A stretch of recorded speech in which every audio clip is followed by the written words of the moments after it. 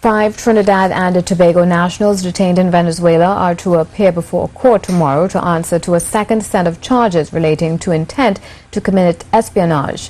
These men have been detained since March 2014.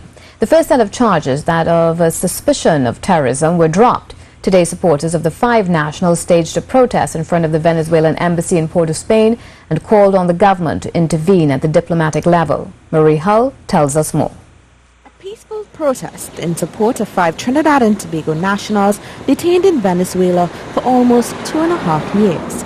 The charges of suspicion of terrorism were dropped against them, but were replaced with charges of intent to commit espionage. Head of the Islamic Front, ABDULLAH, said these claims have been made without evidence. We have seen the charges, the terrorism charges that we've been hearing so much about. Those charges have been dropped because there was no evidence to convict these men of those charges. However, they have laid 2 new charges on these men: espionage with the intent to commit a crime. Earlier this year, Venezuelan President Nicolas Maduro and Prime Minister Dr. Rowley held discussions on the repatriation of people detained in each country on immigration issues. But Mr. Abdullah said since then, no update has been given. We have been repeatedly being told by officials in Venezuela, the lawyers and those officers whom we've had contact in Sebin, that the only way this matter could come to an end is by government involvement. There must be a high state of diplomacy taking place between both governments.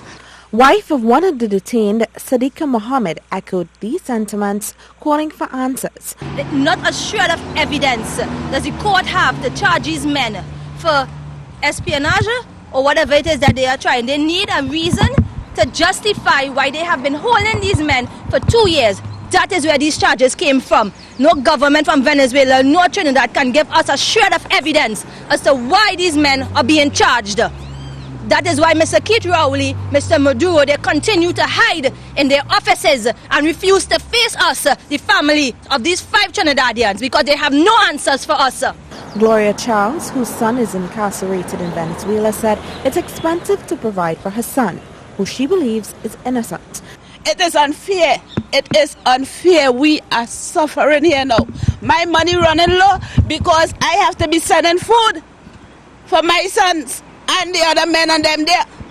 Paying a plane to go there. Plus I have a life here to live too. The president of the Islamic Front said while discussions and letters have been sent on the matter, no action has been taken to bring the 5 detainees back to Trinidad and Tobago.